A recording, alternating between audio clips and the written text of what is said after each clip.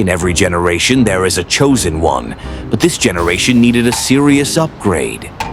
There was just way too much going on. Anyway, we were down to the last days of the year. Everybody had their decorations out and were ready to shop till they dropped. Over on Courtlew Road stood an old Victorian house. Inside lived an Obia woman brewing something pretty nasty. She was tired of these little friggers running through the streets, causing chaos. She was going to make them pay. She was going to start off on Clarendon Road. He thought he was going to get away with this, but she was going to show him. Rude little bastard thinks he runs shit. Meanwhile, downstairs, his parents argued about what to do with him. He was fucking up in school, grades were slipping, he was fighting. His step-pops must have reached his limit because he told her it's him or me. The little boy didn't care. He was going to do him. And nobody was going to stop him. Except this guy. Yikes! The Obia woman was going to make them all pay for what they did. Next off was this rude little bitch that loved to cause chaos. She was put in timeout for what she did. Her mother was losing control. As she spoke on the phone with the young girl's father, she sat there and plotted, but unknown to her, something was plotting against her. The Obia woman sought retribution against the little friggers, but also against the permissive parents. All they wanted to do was be friends with their kids. But she was going to make them pay too. There was going to be a purge this holiday season. These little friggers were going to die. Meanwhile, across town, a Jeep Cherokee moved through the streets. Kara was on her way home from a holiday party. It was cool. She had a great time. But now it was time for some shut-eye. Yikes! Look at that thing. It made its way down the street, hooves clacking loudly against the pavement. Oh crap! There it is, crossing in front of Kara's car. Kara couldn't believe what she was seeing, but she knew she had to act. She jumped out of her vehicle and confronted it with a series of punches and kicks, which seemed to only piss it off even more. It responded back with an oscillating vocal blast.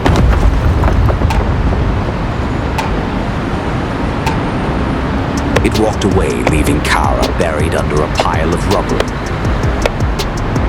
Meanwhile, across town, another little frigger lived fancy and scot-free in a house over on East 81st Street. This little frigger pretended to be perfect, but he was a shithead. He completely lied about his involvement. He was one of the main instigators. Unknown to them, this evil-looking Santa monster watched them. The little frigger went upstairs and started chatting with his other co-conspirators.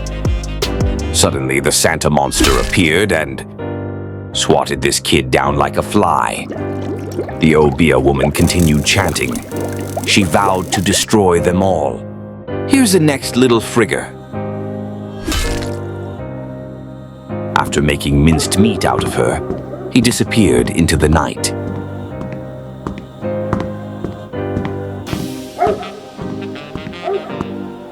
Meanwhile, on 94th Street, resided another little frigger.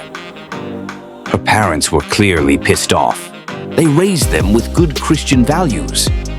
Meanwhile, upstairs, the real culprit swatted down for her insolence. The Obia woman summoned more power from the beyond. Energy crackled.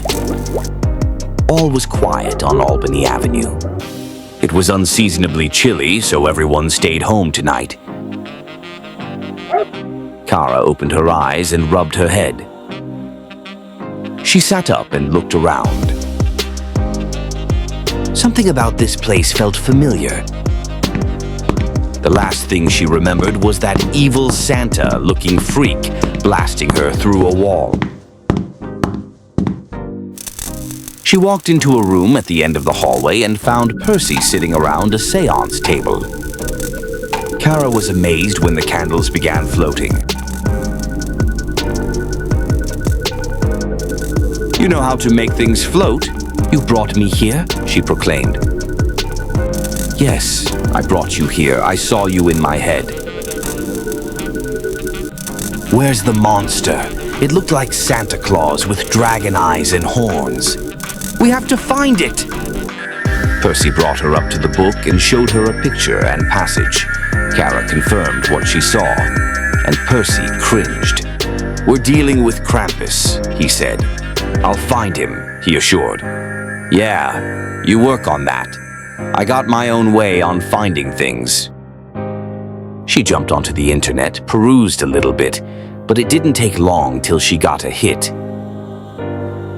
There were sightings of a horned Santa monster over in Kara-vs. Typically, the neighborhood was quiet, but with the brutal murders, everybody came out.